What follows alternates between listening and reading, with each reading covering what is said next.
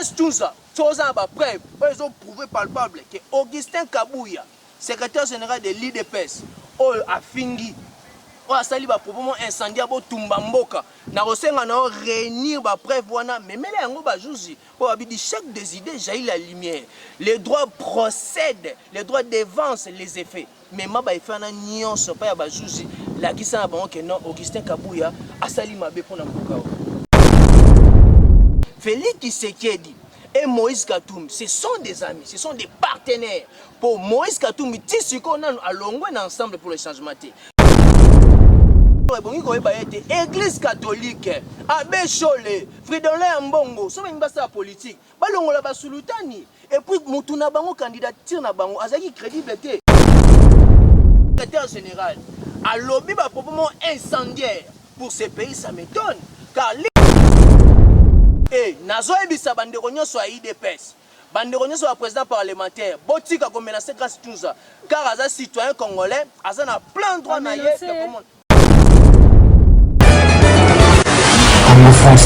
Bonjour, bienvenue sur notre chaîne Congo France Télévision. Ezanga ya bino Gloria Kenge, présentatrice de l'eau toujours de la Tali Mboka ya Congo.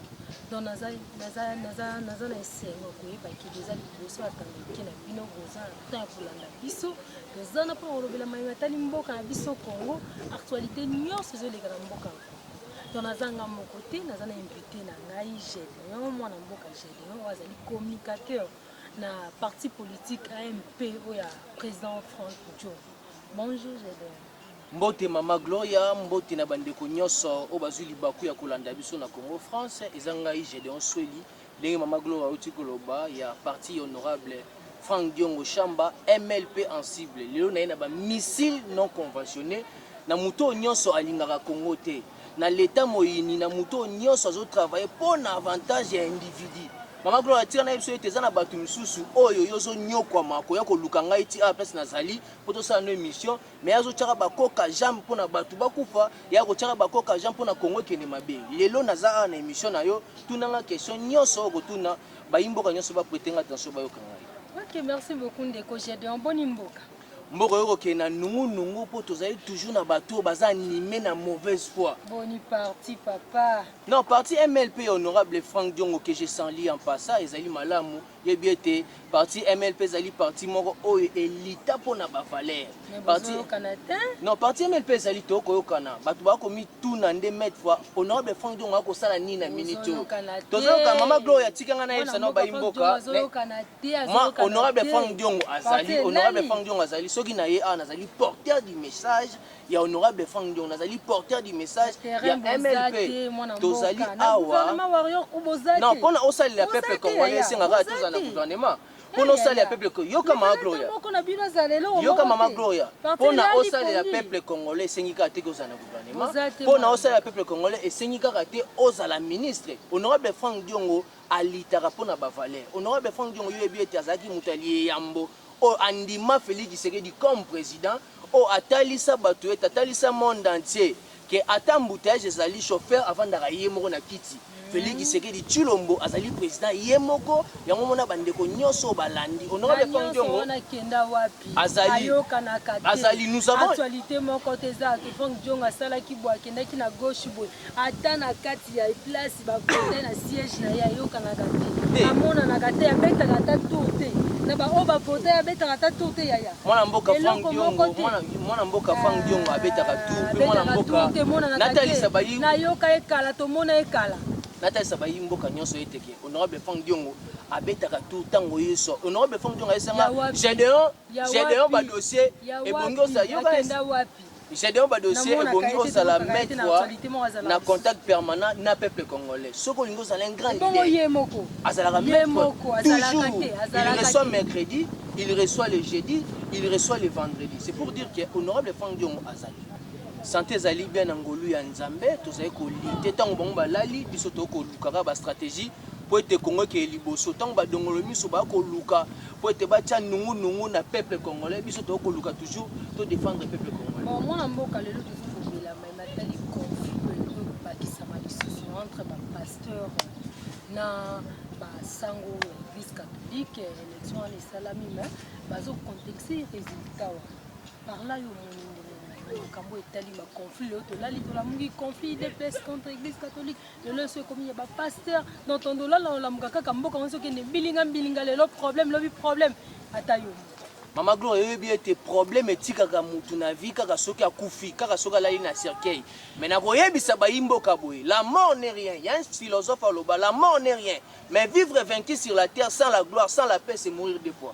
Yango monaka église catholique na ba église mususu ba confession religieuse to sanganaka pona ko bengana l'état moyini otobaka ennemi comme Joseph Kabila lelo oyo tokomi na maponami ya sika oyo zokoza na 2023 oyo sengeli déjà en amont maponami ya sika oyo za cirque oyo kozala oyo nazo confirmer na etando ike na yo ke élection kozala na 2023 pambate Félix Tshisekedi le président actuel azali homme de principe et une personne oyo respectaka ba test qui dit un état de droit est un dénominateur commun dans la constitution et qui sait qu'il a toujours voulu, a toujours lutté pour un respect. Constitution de la République, si elle était une femme, mais à pouvoir d'un viol, n'denge pouvoir passer, pouvoir le long violer. Mais pour la raison, l'Ikambo Etali, l'Ikambo ya 5 ans, l'Ikambo Etali contestation, il y a résultat, il y a élection et salamaki. Moi la mboka, maman Gloire bongi ko eba ete église catholique, abbé Cholé, Fridolin Mbongo, so ba ngasa politique, ba longola ba sulutani. Et puis mutuna bango candidature na bango, azaki crédibilité. Yango moni. Crédibilité na nini? Azaki crédibilité, mais so azaki crédible, mongo mo ba voter. Parce que na principe toujours que les hommes partent, les institutions restent. Et il faudrait mettre des hommes compétents dans la place qu'il faut. Compétents. Mais pour mon ami sur Batnioso, bah voter était. Qu'est-ce qu'il prouve? Bah voter était. Il m'a fait 6 réponses. Et à 5 compétents, bah voter était. Il y a un moment était église qui mbangiste, n'a pas passé en musu soisani ba bimisi la personne qui était compétente. Et contestation au côté pour la nini. Dans la démocratie, la voix de la majorité des Arabes toujours au-dessus de la voix de la minorité. Et bon, on m'a dit que ça n'est pas. Naroyebisa Bécholé, Naroyebisa Fridolin Mbongo, batika ba discours ya haine. Bakanisa teka église catholique, ba on faut pas la au-dessus.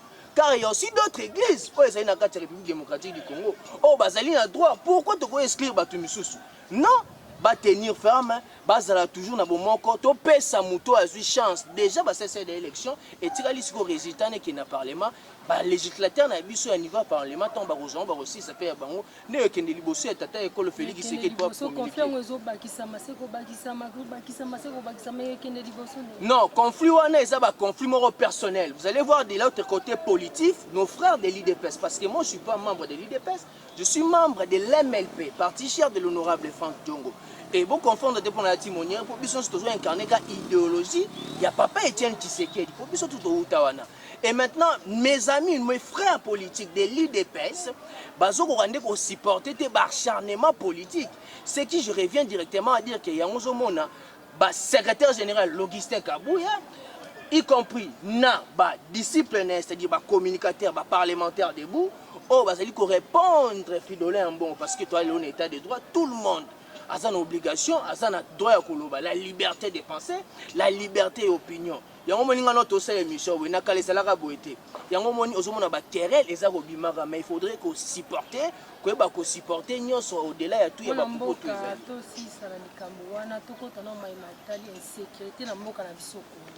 insécurité la police n'a évité général Kassongo, mais quand on reçoit tant de policiers. Insécurité, c'est les kamakasi. Population zawana so qui la police.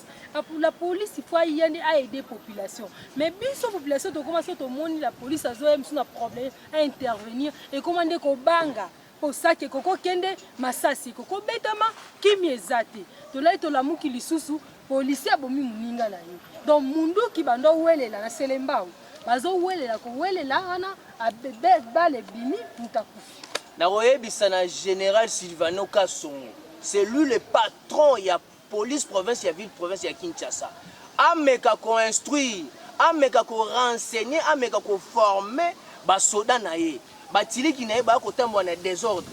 Dernièrement le VPM de l'intérieur Asengaki na conseil des ministres pas annoncé qu'il y a devant ba etando ke nyoso devant ba ndékonom sous ba journaliste. Et na lobby était ba Oudjana, balongwa, bébé kota na repo.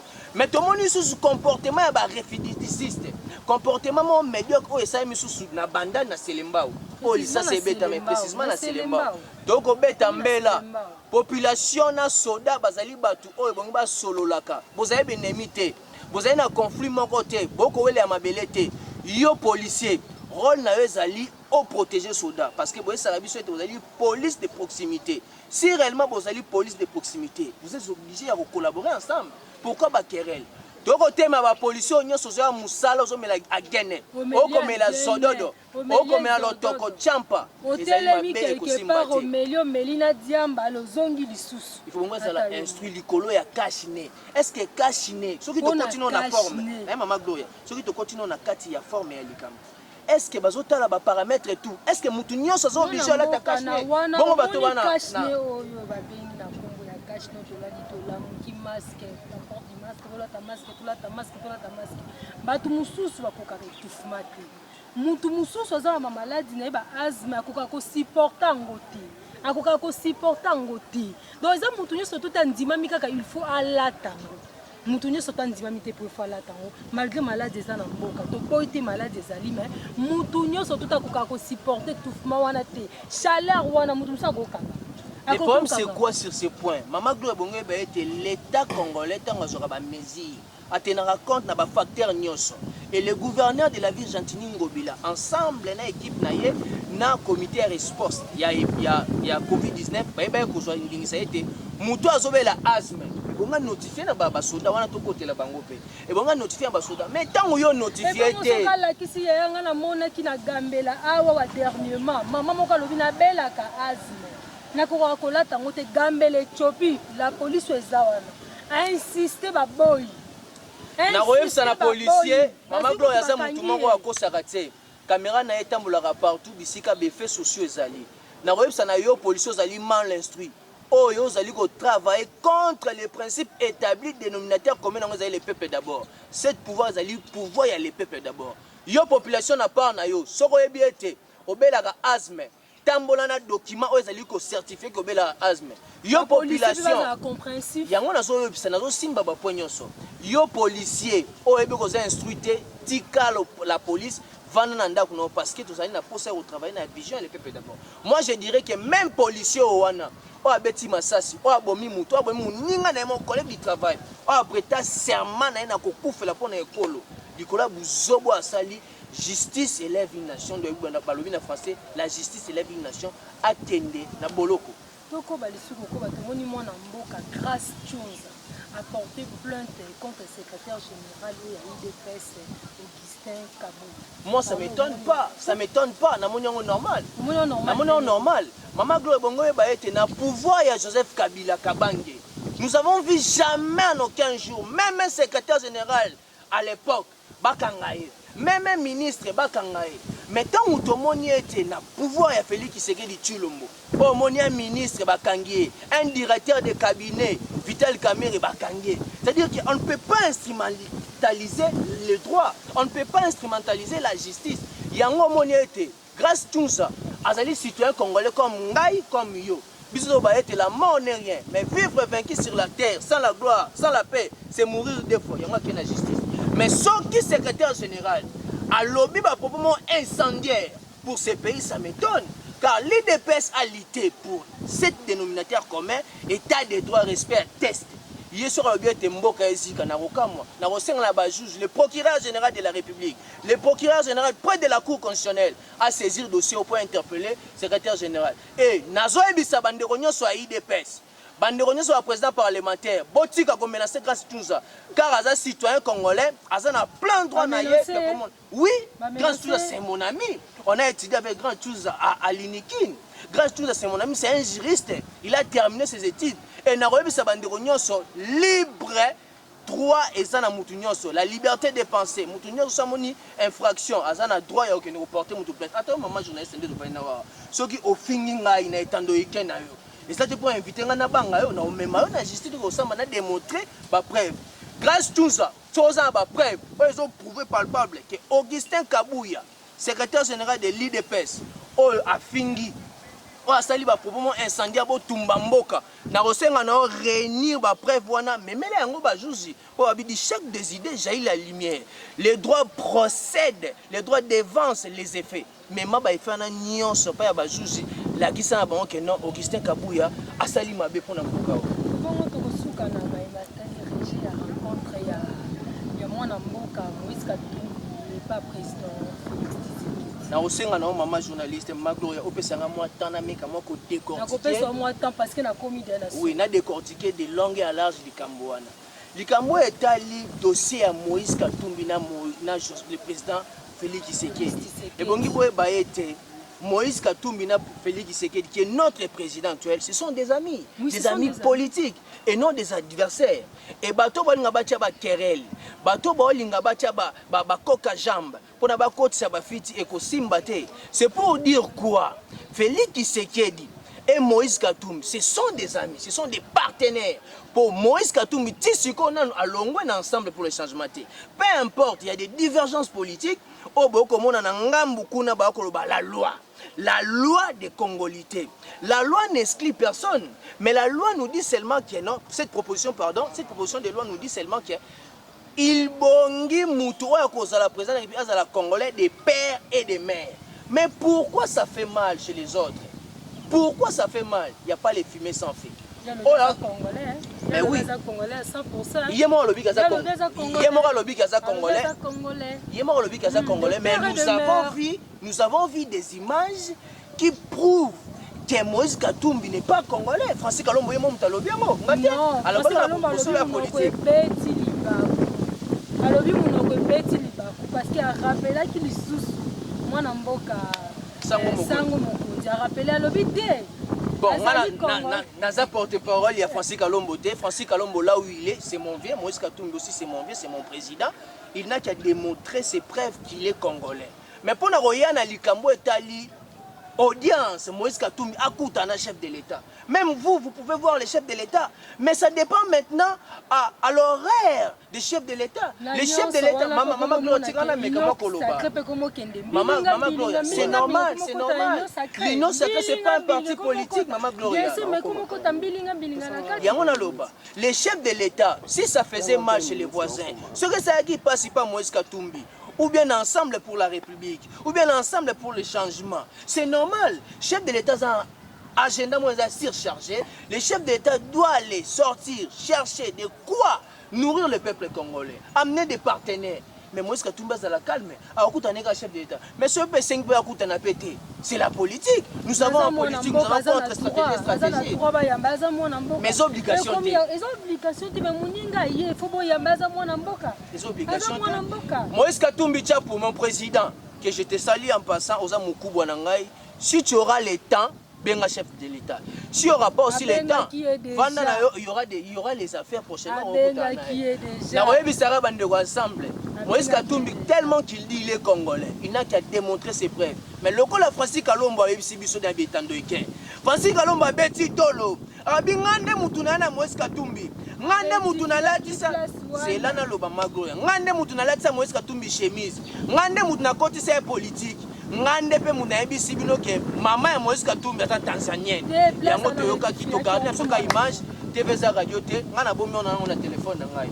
Mais c'est à ce qui concerne rendez-vous ou bien audience au Moïse Katumbi a senga qui pas kutana chef de l'État ayoka mutema pas cité mais si Jean-Pierre Bemba ayaki déjà avant bakutana qui et Moïse Katumbi aux attaques prochainement des obligations te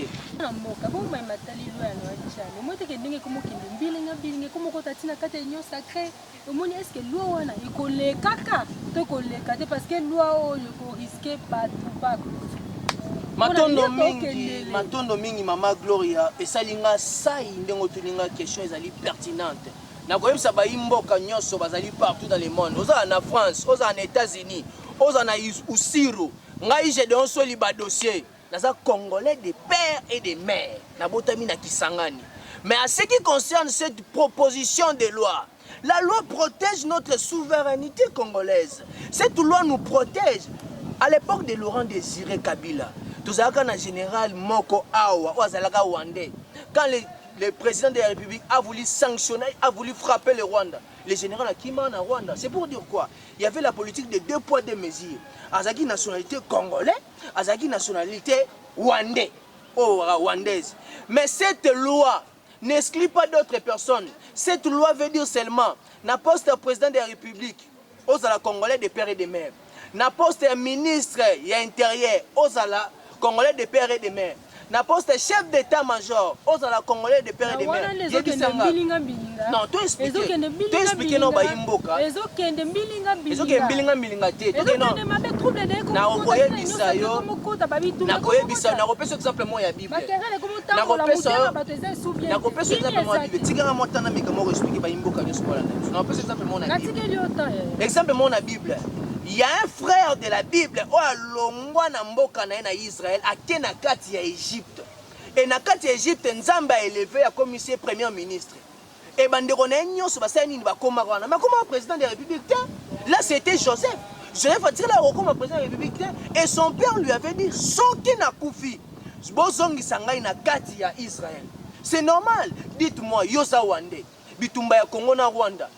Et yosko ozali président ya Congo. On frappe Rwanda, on frappe terre. C'est pour cela que cette loi vient protéger notre souveraineté. Loi ne koleka. Pour le peuple congolais.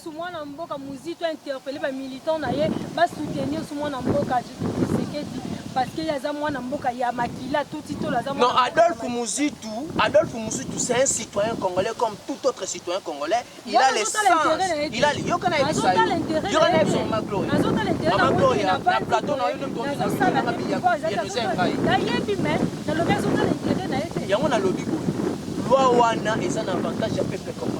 peuple congolais a yebiete.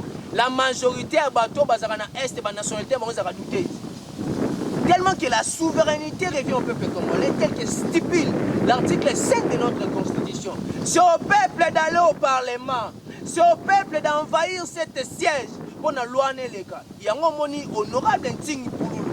Mukubwa que je salue en passant, yende mutamemi loi na à condition on a parlement pour adopter un mot élégant. Na biso que loi ne koleka. Loi wana ekosiki mututé. À ce qui concerne l'union sacrée. Oza l'est à Rwanda, oza l'est à Tanzania, oza l'est à Congolais.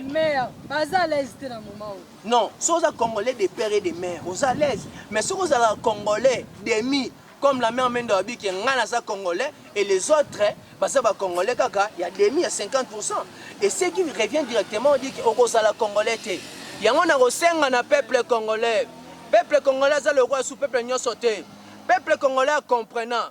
Peuple congolais, yebi nani l'état moyini, nani monyokoli. Il y a un que loi ngoyo. Il faut faire un choix. Na vie, il faut faire un choix entre le bien ou le mal. Mais si on a mal, on va souffrir au salabo. Il y a un pona mutu a goyo la omawa. Pona mutu o ya kosala ete yo otanga bien gratuité de l'enseignement. Pona mutu o le yo ki milelo ya bande kono bana este état de siège congolais être congolais. Ngana za fier. Naza congolais de père et de mère na tout titolo. Naza congolais de père et de mère. Et cette loi est koleka pour que ba imboka nyonso, ba politique nyonso o ba travailler avec conscience. Pour ba politicien ba autre mituna. Pour na ni divergence oyo. Va changer l'esprit, état d'esprit. Pendant travailler pour les liboso, si on va changer, on va travailler l'intérêt du peuple. Les députés vont voter, ceux qui vont voter, vous allez encore remercier. Le peuple a remercié, nous avons ça na Janine Mabundu, au Boko Isaï. Nous avons ça na Tambo Mama, au Boko Isaï. Peut-être une loi au Leka pour garder la souveraineté du peuple congolais. Pas tout ce que Lumumba a littéralement pour 4 coins sur Mboka Oyo et qui n'a pas goûté. Il y a une souveraineté. Si vous avez mabele, bokoma, ba musufra, bokonyoka ma, merci mon amboka. Tozonge lisusu kamwezo matezo kita dossier etali matata ko. Tozo ganga minga IGF azo sala musala na IGF azo sala musala na dossier wana parlo zoloba nini na likambo etali matata ko. Matata ponyo tango moni IGF asali ba contrôle na ye. Asali audit na ye. A remarqué que Matata Ponyo c'est le plus grand voleur. Ce n'est pas moi. Mais le dossier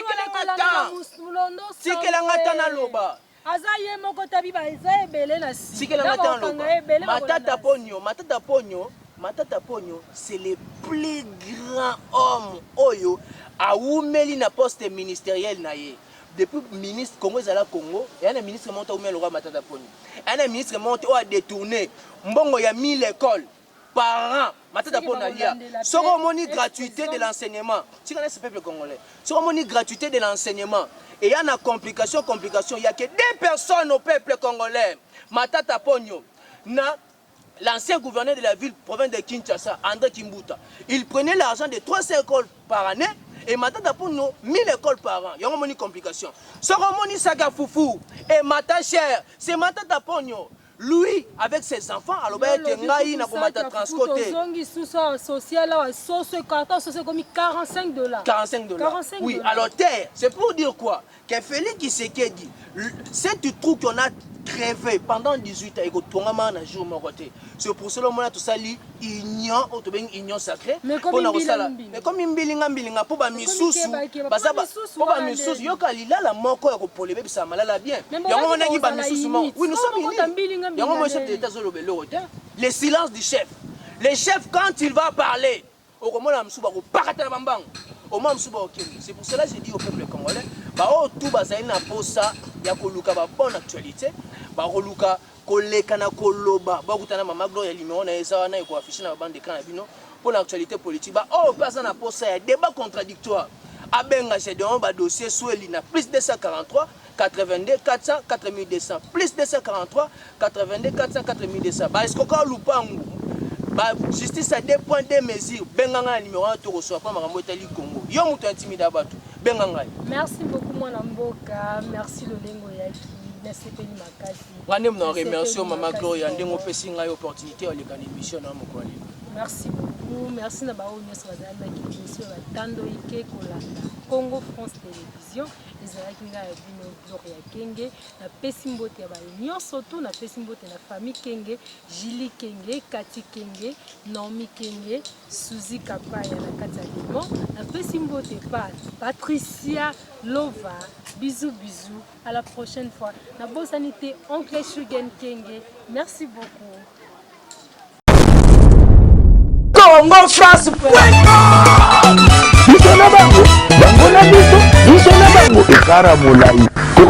France.com site ya solo masolo ya danger masolo ya kitoko. Congo France.com